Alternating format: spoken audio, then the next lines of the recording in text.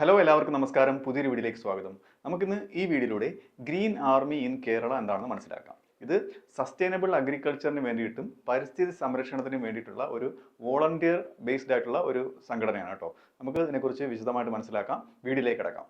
Green army in Kerala. The Green Army in Kerala refers to a volunteer-based initiative. ഞാൻ നേരത്തെ പറഞ്ഞു കഴിഞ്ഞു, സ്വമേധയായിട്ട് അവർ രൂപപ്പെടുത്തിയെടുത്ത ഒന്നാണ്. പ്രൈമർലി ഫോക്കസ്ഡ് ഓൺ എൻവയോൺമെന്റൽ കൺസർവേഷൻ ആൻഡ് സസ്റ്റൈനബിൾ അഗ്രികൾച്ചർ, അല്ലെ? അത് പരിസ്ഥിതി സംരക്ഷണത്തിന് വേണ്ടിയിട്ടും സസ്റ്റൈനബിൾ ആയിട്ടുള്ള, അതായത് കാർഷിക രീതി സ്ഥിരമായിട്ട് എന്താണ് കാർഷിക വിളകൾക്ക് കോട്ടം തട്ടാതെയുള്ള ഒരേ രീതിയിലുള്ള അഗ്രികൾച്ചർ സപ്ലൈക്ക് വേണ്ടിയിട്ടും ഈ രണ്ട് കാര്യങ്ങൾക്ക് വേണ്ടി രൂപപ്പെടുത്തിയൊരു സംഘടനയാണ് ഇത്. It is part of the Kerala state governments effort. അത് കേരള സ്റ്റേറ്റ് ഗവൺമെന്റ് എഫേർട്ടാണ്. എന്തിനു വേണ്ടിയിട്ടാണ്? എക്കോ ഫ്രണ്ട്ലി ആയിട്ടുള്ള പ്രാക്ടീസുകൾ, അതായത് പരിസ്ഥിതി സംരക്ഷിക്കുന്നതിന് വേണ്ടിയിട്ടുള്ള പ്രാക്ടീസുകൾ നടപ്പിലാക്കുക. ഓക്കെ, അത് ഗ്രീൻ എനർജി സോഴ്സ് യൂസ് ചെയ്തുകൊണ്ട് അധികം എമിഷൻ ഒന്നും ഇല്ലാതെ, പൊല്യൂഷൻ ഒന്നും നടത്താതെ ഒരു എക്കോ ഫ്രണ്ട്ലി ആയിട്ടുള്ള ഒരു എൻവയോൺമെന്റ് കൊണ്ടുപോകുന്നതിന് വേണ്ടിയിട്ടും, പിന്നെ especially in the agriculture sector, എവിടെയാണ് കൂടുതലും അഗ്രികൾച്ചർ സെക്ടറിലാണ് ഈ രാസവളങ്ങളുടെ ഉപയോഗം കുറയ്ക്കുന്ന, അതൊക്കെ അതിൻ്റെ ഒരു ഭാഗമായിട്ട് വരുന്ന ഒന്നാണ്. ഓക്കെ, അപ്പോൾ ഇതാണ് ഈ സംഘടനയുടെ അടിസ്ഥാനം എന്ന് പറയുന്നത്. ഇനി നമുക്ക് ഇതിന്റെ കീ ഫീച്ചേഴ്സ് നോക്കാം. Key features of the green army. അതിൽ ഒന്നാമത്തത് വോളണ്ടിയർ വർക്ക് ഫോഴ്സ് ആണ്. ഇൻട്രോഡക്ഷൻ പറഞ്ഞതുപോലെ സ്വമേധയായിട്ടുള്ള ഒരു വർക്ക് ഫോഴ്സ് ആണ്. ഓക്കെ, ആരും നിബന്ധന പ്രകാരം വന്നതല്ല. The green army consist mainly of യുവജനങ്ങളാണ്. ട്രെയിൻഡ് വോളണ്ടിയേഴ്സ് ആണ്. ട്രെയിൻഡ് ആയിട്ടുള്ള വോളണ്ടിയേഴ്സ് ആണ്. Who assist farmers and communities. അവർ ആരെയൊക്കെ സഹായിക്കും? ഫാമേഴ്സിനെയും കമ്മ്യൂണിറ്റീസിനെയും സഹായിക്കും. ഇതിലൂടെ വിത്ത് എക്കോ ഫ്രണ്ട്ലി അഗ്രികൾച്ചർ പ്രാക്ടീസിലൂടെ സഹായിക്കുന്ന ഒരു സംഘടനയാണ്.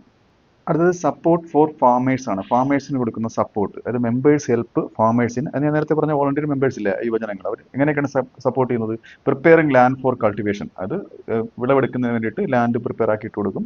ഇംപ്ലിമെന്റിംഗ് ഓർഗാനിക് ഫാമിംഗ് ടെക്നിക്സ്, നേരത്തെ പറഞ്ഞ പോലെ ഓർഗാനിക് ആയിട്ടുള്ള ഫാമിംഗ് ടെക്നിക്സ്, രാസവളങ്ങളുടെ ഉപയോഗം കുറച്ചിട്ടുള്ള ടെക്നിക്കുകൾ കൊണ്ടുവരുന്നുണ്ട്. പിന്നെ യൂസിങ് മോഡേൺ ആയിട്ടുള്ള സസ്റ്റൈനബിൾ ആയിട്ടുള്ള ടൂൾസ് ആൻഡ് മെത്തേഡ്സ്. ഓക്കെ, അതായത് സസ്റ്റൈനബിൾ ആയിട്ട് വെച്ചാൽ നമ്മൾ പ്രകൃതിക്ക് കോട്ടം തട്ടാത്ത രീതിയിലുള്ള ടൂൾസ് ഒക്കെ ഉപയോഗിച്ചിട്ടുള്ള കൃഷി. അടുത്തെന്ന് പറയുന്നത് എൻവയോൺമെന്റൽ ആക്ടിവിറ്റീസ് ഉണ്ട്. അല്ലെ, അതൊക്കെയാണ് ബിസൈഡ്സ് അഗ്രികൾച്ചർ. ഈ അഗ്രികൾച്ചറിന് പുറമെ the green army is also involve in ഇതിലൊക്കെയാണ് ട്രീ പ്ലാന്റിങ്ങിൽ, മരങ്ങൾ വെച്ച് പിടിപ്പിക്കുന്നുണ്ട്. വാട്ടർ കൺസർവേഷൻ പ്രൊജക്ട്സ് ഉണ്ട്. ഓക്കെ, അത് വെള്ളം സംരക്ഷിക്കുന്നതിനുള്ള പദ്ധതികൾ, വേസ്റ്റ് മാനേജ്മെന്റിനുള്ളത് ആൻഡ് പ്ലാസ്റ്റിക് റിഡക്ഷൻ ക്യാമ്പയിൻസ് ഒക്കെ സംഘടിപ്പിക്കുന്നുണ്ട്. പരമാവധി പ്ലാസ്റ്റിക്കിന്റെ ഉപയോഗം കുറയ്ക്കുന്ന രീതിയിലുള്ള. അപ്പോൾ ഇതൊക്കെ പ്രകൃതി സംരക്ഷിക്കുന്നതിന്റെ ഭാഗമായിട്ട് ഉള്ളതാണ്.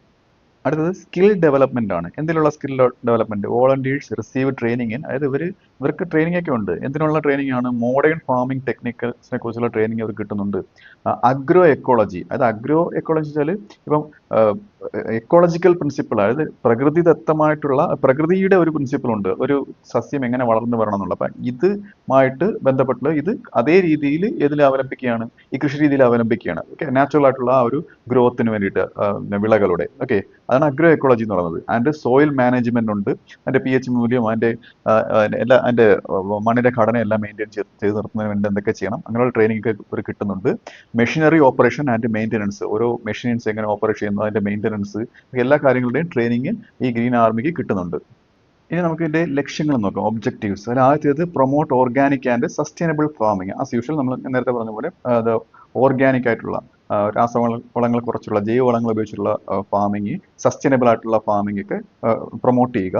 പിന്നെ അടുത്ത് റൂറൽ ആയിട്ടുള്ള യൂത്തിന് വേണ്ടിയിട്ട്, അതായത് ഗ്രാമീണ പ്രദേശങ്ങളിലുള്ള യുവജനങ്ങൾക്ക് വേണ്ടിയിട്ട് തൊഴിലവസരങ്ങൾ സൃഷ്ടിക്കുക. Create job opportunities for rural youth. അടുത്തത് reduce dependency on chemical fertilizers and pesticides. കീടനാശിനികൾ, രാസവളങ്ങളിലൊക്കെ അതിലൊക്കെ ആശ്രയിക്കുന്നത് ഒന്ന് കുറയ്ക്കുക. ഓക്കെ, അടുത്തത് എൻകറേജ് കമ്മ്യൂണിറ്റി പാർട്ടിസിപ്പേഷൻ ഇൻ എൻവയോൺമെന്റൽ കൺസർവേഷൻ ആണ്. കൂടുതൽ ആൾക്കാരെ എതിലേക്ക് കൊണ്ടുവരിക, പരിസ്ഥിതി സംരക്ഷണത്തിന്റെ ഭാഗമായിട്ട് അവരെ അതിലേക്ക് കൊണ്ടുവരുന്നതിനും ഇത് ലക്ഷ്യം വെക്കുന്നുണ്ട്.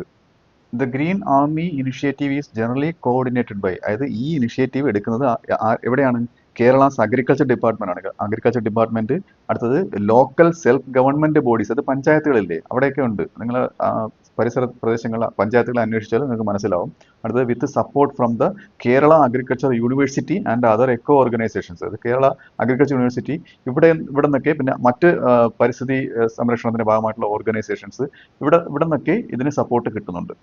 Kerala with its rich biodiversity, നമുക്കറിയാം ഗോഡ്സ് ഓൺ കൺട്രിയാണ്, ഒരുപാട് ബയോഡൈവേഴ്സിറ്റി ഉള്ള സ്ഥലമാണ് കേരളം എന്ന് പറയുന്നത്. ആൻഡ് ഹൈ ലിറ്ററസി ഉണ്ട്, സാക്ഷരതയുണ്ട്, is well suited for community based green മൂവ്മെന്റ്സിനൊക്കെ. അതായത് ഞാൻ ഇപ്പോൾ പറഞ്ഞ ഈ ഗ്രീൻ ആർമിക്കൊക്കെ ഏറ്റവും സ്യൂട്ടബിൾ ആയിട്ടുള്ള സ്ഥലമാണ് കേരളം എന്ന് പറയുന്നത്. The green army is seen as a way to bridge the gap between traditional ആയിട്ടുള്ള ഫാമിങ്ങും മോഡേൺ എക്കോളജിക്കൽ പ്രാക്ടീസും ആയിട്ടുള്ള ഒരു ഗ്യാപ്പ് നികത്തുന്നതിന്, ആ ഒരു അന്തരം കുറയ്ക്കുന്നതിന് വേണ്ടിയാണ് കൊണ്ടുവന്നത്. ട്രഡീഷണൽ ഫാമിംഗ് ഉണ്ട്, മോഡേൺ എക്കോളജിക്കൽ പ്രാക്ടീസ് ഉണ്ട്. അപ്പം ഇത് ഒരുപാട് അന്തരമുണ്ട്. ട്രഡീഷണൽ ഫാമിംഗ് കൂടുതൽ പരിസ്ഥിതി സംരക്ഷണത്തിന് മുൻനിർത്തിയുള്ളതായിരുന്നു.